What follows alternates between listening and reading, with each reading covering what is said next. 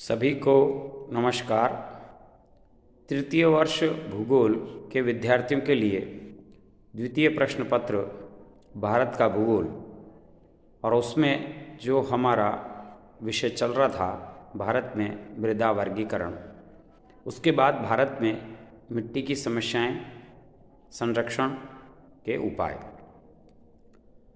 जल और वायु के प्रभावहीन मृदा की ऊपरी परत कटकर बह जाती है, इसे हम मृदा अपरदन कहते हैं।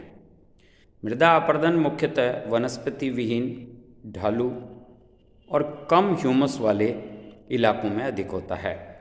मृदा अपरदन के मुख्यतः दो प्रकार देखने को मिलते हैं। पहला है लेयर और शीट इरोजन, यानी परतदार अपरदन जो ऊपरी सतह पर होता है। दूसरा है नालीदार अपरदन, जिसे हम गली इरोजन अंग्रेजी में बोलते हैं। जब मृदा की ऊपरी परत को जल बहाकर ले जाए या वायु उड़ा कर ले जाए तो उसे हम परतदार अपरदन कहते हैं। यह क्रिया उन क्षेत्रों में होती है जहां भूमि सामान्य ढाल वाली और वर्षा बौछारों के रूप में होती है और वनस्पति का अभाव होता है। यह क्रिया राजस्थान, पंजाब, हरियाणा के दक्षिणी पश्चिमी भागों, हिमालय के क्षेत्रों में है। यह क्रिया मंद गति से होती है और इसका प्रारंभ में आसानी से आभास नहीं होता, परंतु एक विस्तृत भूखंड की उपजाऊ मृदा धीरे धीरे नष्ट हो जाती है। दूसरा था नालिकादार अपरदन। तीव्र ढाल वाले, भारी वर्षा वाले, तीव्र गति वाले से बहता हुआ जल जब मिट्टी में कटाव करके नालियाँ बना देता है तो उसे नालीदार अपरदन कहते हैं। कभी कभी ये नालियाँ इतना विकराल रूप ले लेती है कि मृदा सदा के लिए कृषि के लिए अयोग्य हो जाती है। चंबल नदी की घाटी में इस प्रकार का अपरदन देखने को मिलता है, जहाँ बीहड़ का चंबल नदी की घाटी के क्षेत्र में ऐसे बीहड़ वन देखने को मिलते हैं जो मृदा अपरदन के फलस्वरूप प्रकट हुए हैं। मृदा अपरदन के कारण।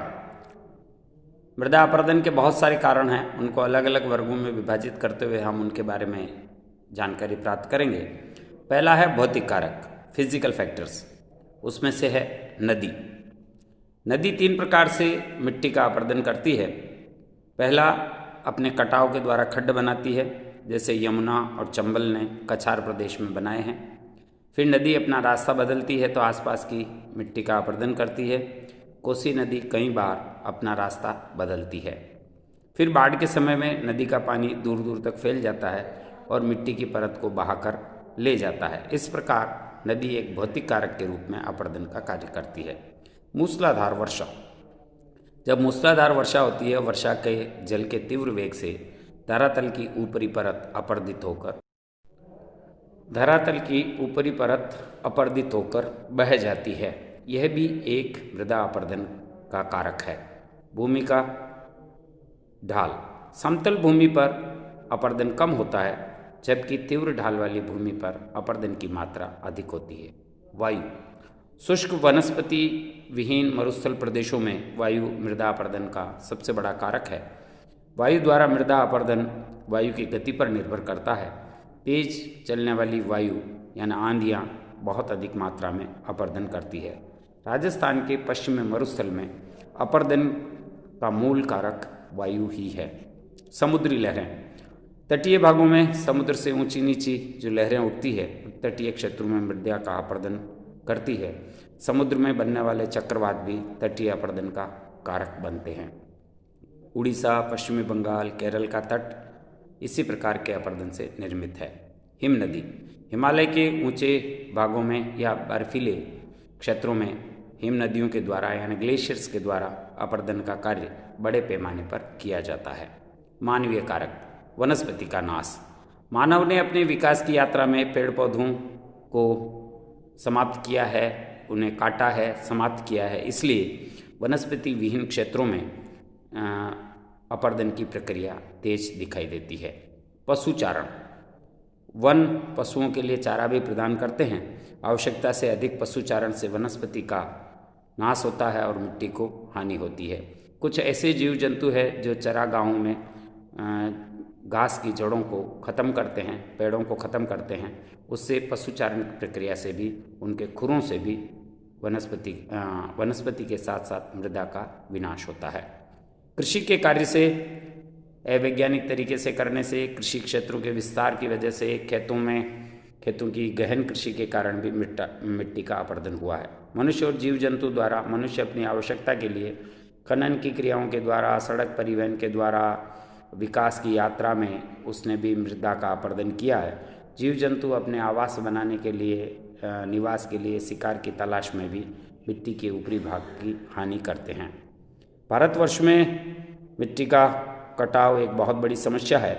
हमारे देश में मृदा की क्षति बहुत अधिक है। ऐसा अनुमान है कि भारत में लगभग 8.10 करोड़ हेक्टेयर भूमि, अर्थात हमारी कुल भूमि का लगभग 1/4 भाग मृदा अपरदन और मृदा क्षय की से कारण क्षतिग्रस्त है। मृदा अपरदन को रोकने के उपाय।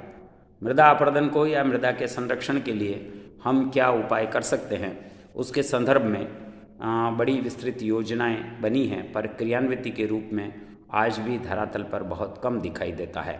पहला है बांध बनाना। वे बड़ी नदियां जो वर्षा के जल से, बाढ़ से जन धन और मृदा की हानि करती है, उन नदियों पर बांध बनाना एक बहुत बड़ी आवश्यकता है। इससे जल के वेग में कमी भी आती है, मृदा अपरदन भी रुकता है और शुष्क मौसम में बांधों से नहरें निकालकर सिंचाई की सुविधा भी उपलब्ध होती है। वृक्षारोपण। मृदा अपरदन को रोकने का सबसे अच्छा उपाय वृक्षारोपण है, पौधारोपण है। जिन क्षेत्रों में मृदा अपरदन की समस्या गंभीर हो गई है, उन्हें चिन्हित करके वहाँ पर बड़ी मात्रा में जन जागरण के माध्यम से वृक्ष या पौधे लगाना और उन्हें बड़ा करना, उनकी रक्षा करना बहुत बड़ा उपाय है। जिन क्षेत्रों में वन है, उनमें अंधाधुंध कटाई और उनके दुरुपयोग पर भी रोक लगाई जानी आवश्यक है। पशुचारण पर प्रतिबंध। चरागाहों की अलग व्यवस्था होनी चाहिए। खाली खेतों में पशु बिना किसी रोक टोक के घूमते हैं और उनके खुरों से मिट्टी को ढीला करते हैं।